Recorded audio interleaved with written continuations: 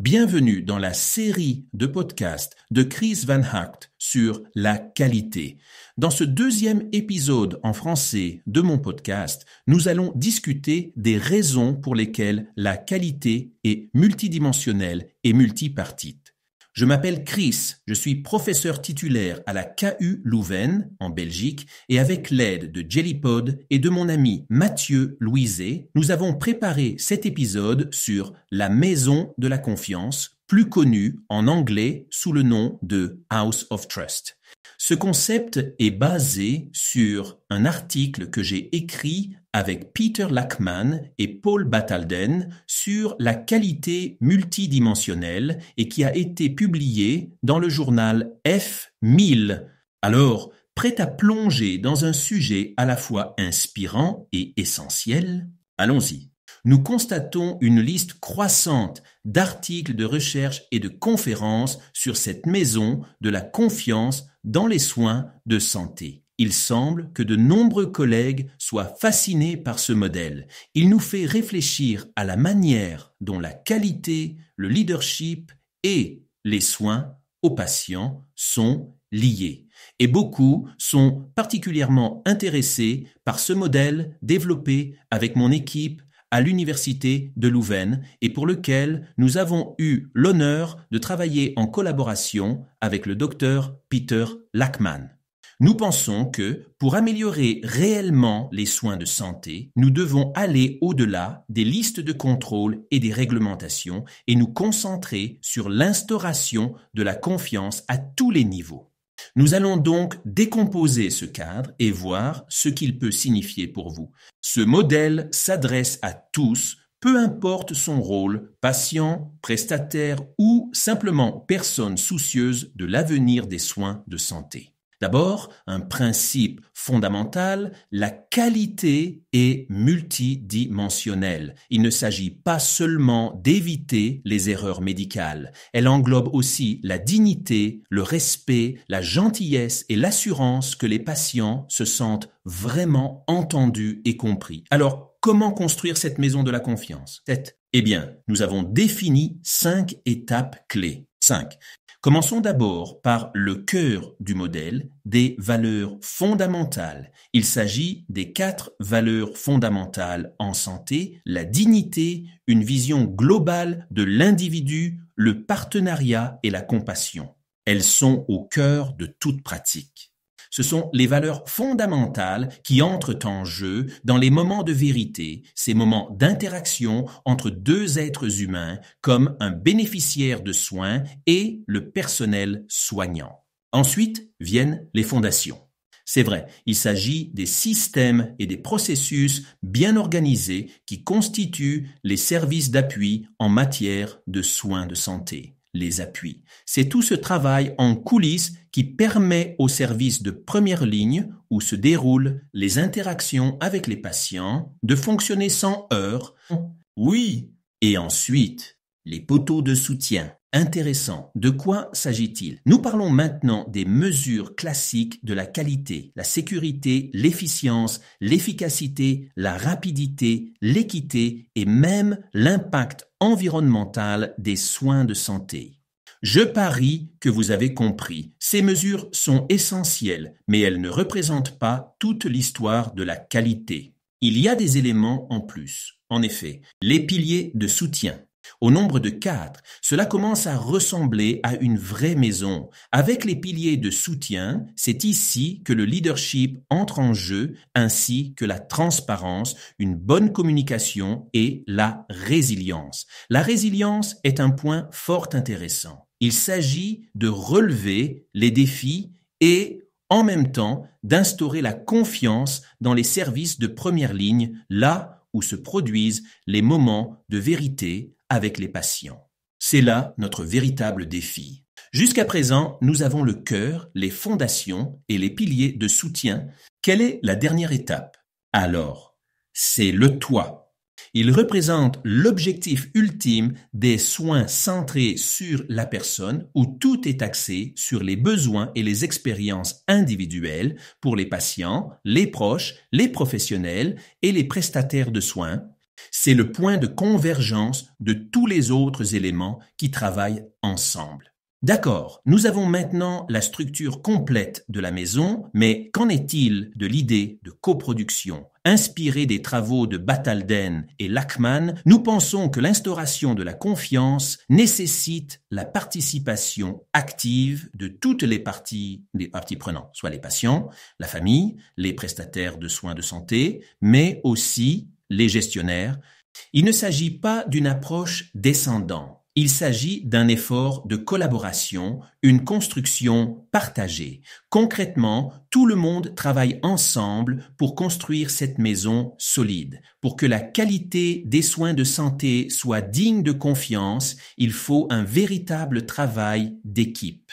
Nous allons nous pencher sur quelques exemples concret de ce que cela pourrait donner dans la pratique. Nous pourrons peut-être nous inspirer de mon article dans le BMJ Leader, dans lequel je réfléchis à ma propre expérience en tant que patient atteint de pancréatite. Cet article est en libre accès, mais revenons un instant sur l'idée du moment de vérité. Ce point critique d'interaction entre le patient et le système de soins de santé où tout se joue, nous insistons sur le fait que nous devons continuer à rendre ces moments positifs, respectueux et véritablement axés sur le patient en tant que personne à part entière et pas seulement sur un ensemble de symptômes. Nous disposons donc de ce modèle de maison de la confiance, mais comment cela se passe-t-il dans le monde réel? L'une des façons de le comprendre est d'examiner les différentes parties de la maison, comme les services de première ligne et d'appui. Bonne idée, commençons par les services d'appui. Les appuis, c'est tout ce qui se passe en coulisses, des activités comme les processus administratifs, des canaux de gestion clairs, une programmation efficace, toutes ces choses qui permettent à tous de fonctionner sans heurts. C'est la base de tout ce qui se passe en première ligne. Les services d'appui sont donc en quelque sorte les héros méconnus des soins de santé. Et qu'en est-il des services de première ligne au contact des patients? C'est là que la magie opère, lorsque les patients ont ces interactions cruciales avec les prestataires de soins. Ces moments de vérité, c'est tout à fait exact. L'objectif des services en première ligne est donc de créer une expérience positive pour le patient. Il s'agit de faire en sorte que ces moments de vérité soient aussi positifs et efficaces que possible. Mais revenons aussi aux fondations qui doivent être solides. Qu'est-ce qui constitue les fondations de notre maison de la confiance? Dans notre article, nous affirmons que tout commence par les 4 valeurs fondamentales en matière de soins. La dignité et le respect, une vision holistique du patient, le partenariat, la compassion et la bienveillance. Elles sont comme le socle sur lequel tout le reste est construit. C'est exact. C'est à ce stade que notre instant magique, notre mango moment ou moment mang fait son entrée. Je vous en dirai plus dans l'un de mes prochains podcasts. Les mango moments sont ces petits actes de gentillesse, ces gestes inattendus qui peuvent faire une grande différence dans l'expérience d'un patient. Nous pouvons tous imaginer l'importance de ces gestes pour les patients, leurs proches et les prestataires de soins. Ils montrent que même de petits gestes peuvent faire une grande différence, en particulier lorsque l'on se sent vulnérable en tant que patient. Il s'agit de voir la personne derrière la maladie et pas seulement un diagnostic. C'est exactement ce que fait le service d'accueil de cette maison de confiance. Par conséquent, nous avons établi les fondations de notre édifice, ces 4 valeurs fondamentales, et nous les avons agrémentées de quelques mango moments. Quelle est la prochaine étape de la construction de cette maison? Eh bien, il y a d'abord les piliers. Les piliers sont les éléments structurels qui garantissent la solidité de la maison. Il s'agit de l'organisation et des systèmes de soins de santé, tels que des parcours de soins clairs, une planification efficace, une bonne communication entre les services. Exactement. Ces éléments sont essentiels pour créer des services d'appui qui fonctionnent bien et qui soutiennent les contacts de première ligne où se produisent les moments de vérité. J'espère que vous commencez tous à comprendre comment tout s'imbrique. C'est parfait. Mais qu'en est-il des indicateurs plus traditionnels de la qualité des soins de santé comme la sécurité, l'efficacité, la rapidité, parce que ce sont les choses auxquelles nous pensons habituellement lorsque nous parlons de mesurer la qualité. Quelle est leur place dans la maison? Ce sont les piliers de soutien, les fondations de la maison sous le sol. Ils assurent la stabilité de la maison. Donc, les piliers de soutien, ils sont essentiels pour maintenir la structure comme dans une vraie maison. Il s'agit des indicateurs de qualité établis. Des choses comme les protocoles de sécurité, les pratiques fondées sur des preuves, l'utilisation efficace des ressources. En effet, nous ne devons pas oublier qu'il s'agit des principes de base. Sans eux, on peut être très gentil et respectueux, mais les soins ne seront pas bons. Je ne veux pas d'une infirmière qui a un beau sourire, mais qui me donne le mauvais médicament. Je ne pense pas que ce soit ce que vous souhaiteriez pour vous-même ou pour votre meilleur ami lorsqu'il ou elle est hospitalisé et ou a besoin d'aide en matière de soins de santé. Dans notre document F1000, nous avons souligné que ces éléments sont toujours essentiels, mais ils n'expliquent pas tout. Il ne suffit donc pas d'avoir un système de santé sûr et efficace. Vous pouvez avoir le système techniquement le plus parfait au monde, mais s'il est dépourvu de ses valeurs fondamentales et de ses bases solides, il ne sera pas vraiment centré sur le patient. Imaginez une maison avec des poteaux de soutien solides, mais une maison froide et déshumanisée, elle ne ressemblerait pas à une maison. Certainement pas. De quoi d'autre avons-nous besoin pour en faire une structure solide? Nous en arrivons maintenant aux piliers. Ce sont eux qui soutiennent le toit, assurant la stabilité et la solidité de l'ensemble de la structure. J'imagine de grands piliers solides dans une ancienne grande maison. Quels sont ces piliers dans les soins de santé et pourquoi sont-ils si importants?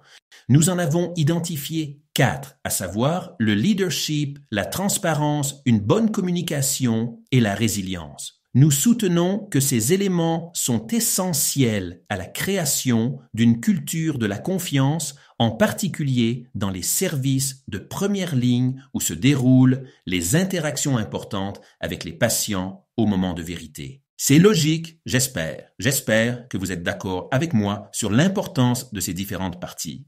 Un leadership fort donne le ton à l'ensemble de l'organisation et la transparence contribue à instaurer la confiance. Mais pourquoi la résilience est-elle si importante dans le secteur des soins de santé? Les soins de santé peuvent être incroyablement exigeants. Les professionnels sont confrontés à une pression constante, à des situations complexes et à des défis inattendus.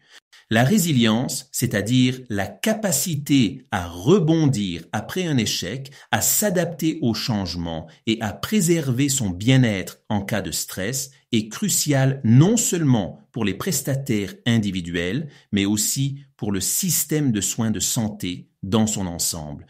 Elle permet de se concentrer durablement sur ses valeurs fondamentales, même dans les moments difficiles. Et n'oublions pas l'importance de la résilience pour nos patients et leurs proches. Je sais que vous pensez que le toit est l'objectif ultime. Qu'est-ce que notre équipe à la KU Leuven considère comme le toit de la maison de la confiance? Vous l'avez deviné, il s'agit de notre but ultime, les soins centrés sur la personne. C'est là que tout s'assemble.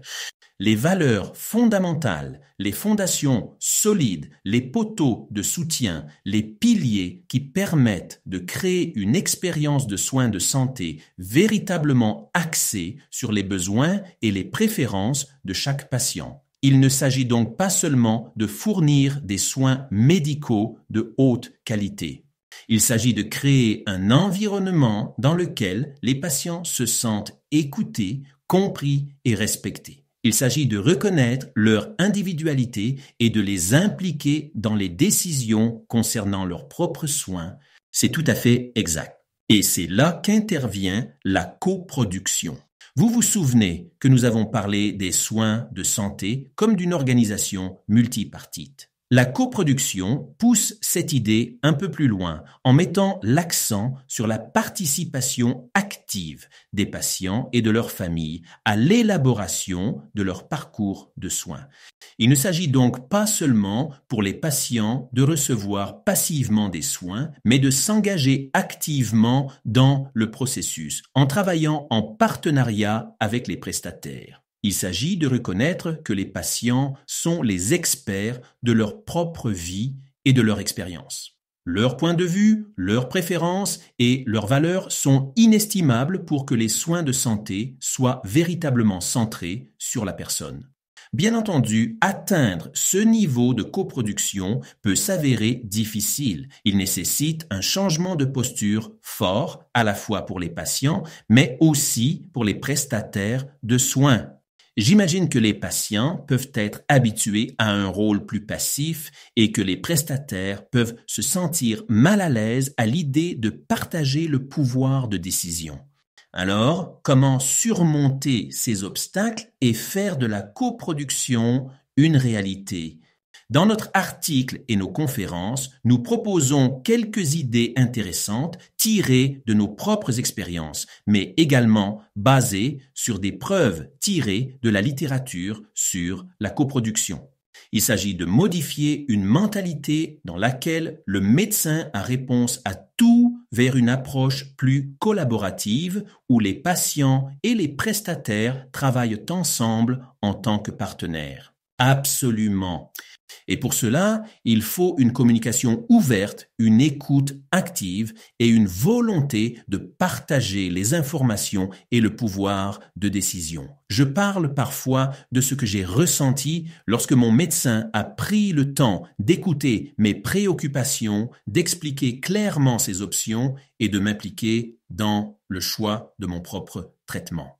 Il ne s'agit donc pas seulement de fournir des informations, mais de s'engager dans un véritable dialogue, un véritable échange d'idées et de points de vue.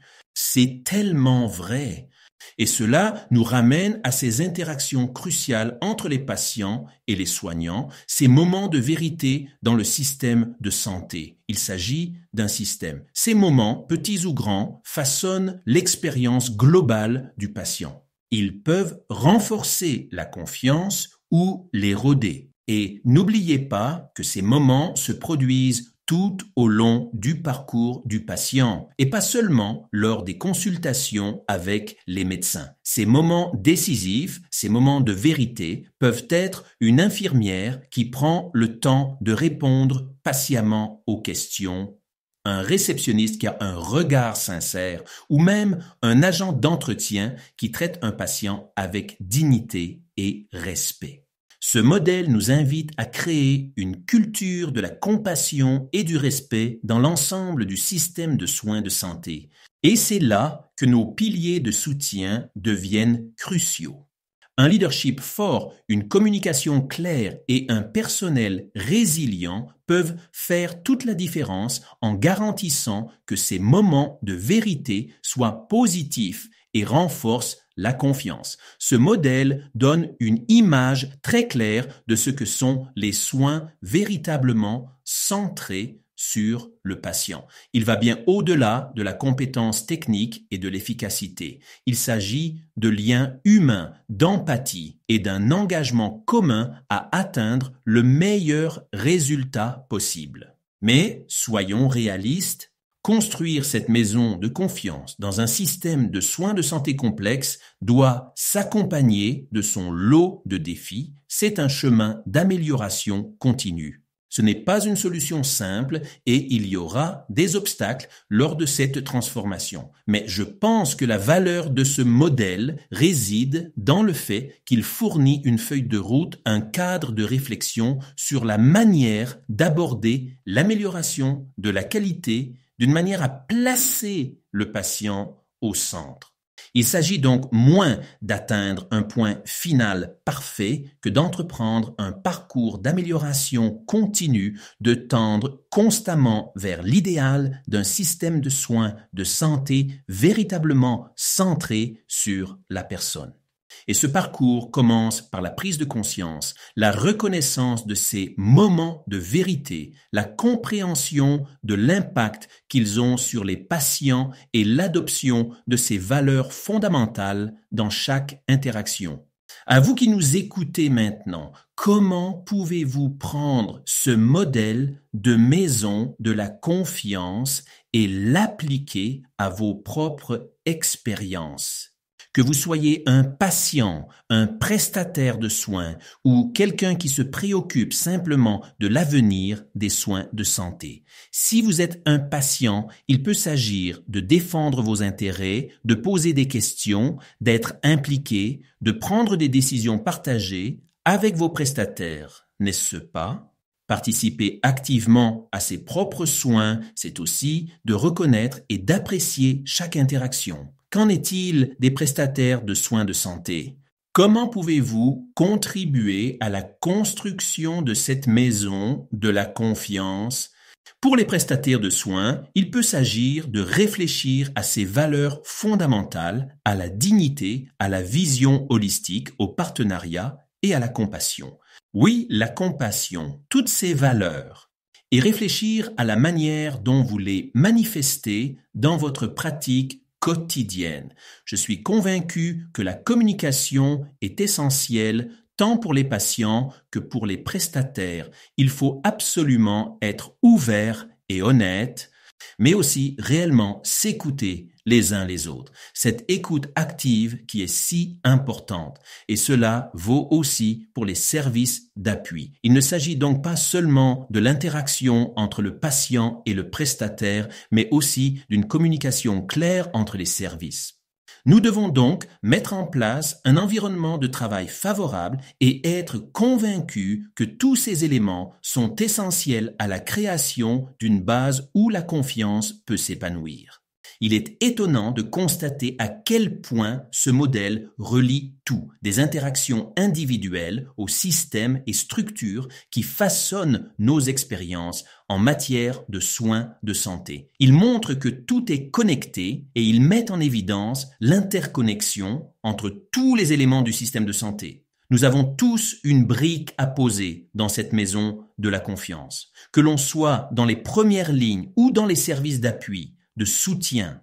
En parlant de partage des connaissances, j'espère que ce podcast vous inspirera, mais je vous invite également à consulter nos articles de recherche sur le sujet. Pour les auditeurs qui souhaitent en savoir plus, et si vous souhaitez approfondir le modèle de la maison de la confiance, nous vous recommandons vivement de consulter les travaux de recherche sur F1000.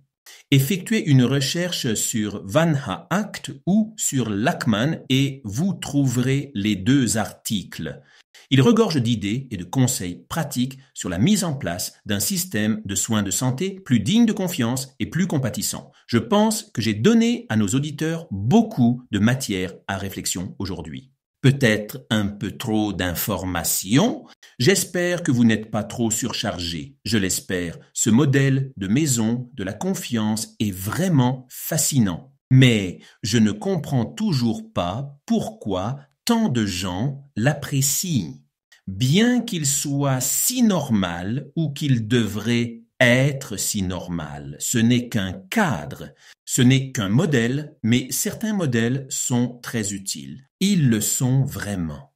J'espère que nos auditeurs se sentent inspirés non seulement pour penser différemment les soins de santé, mais aussi pour mettre en place des actions, aussi petites soient-elles, afin de contribuer à la construction de cette maison de la confiance dans leur propre coin du monde. C'est de cela qu'il s'agit. Je vous remercie donc de vous être joints à nous pour cette plongée en profondeur dans le modèle. Ce fut un plaisir et n'oubliez pas d'aimer ce podcast, d'envoyer un commentaire via LinkedIn ou de m'envoyer un email directement. Mathieu et moi, ainsi que nos amis de Jellypod, allons maintenant commencer à travailler sur le prochain épisode dont le sujet reste une surprise, mais vous le découvrirez dans quelques semaines. Pour l'instant, prenez soin de vous et rendez-vous au prochain épisode pour une autre exploration par Chris Van Acht sur la qualité des soins.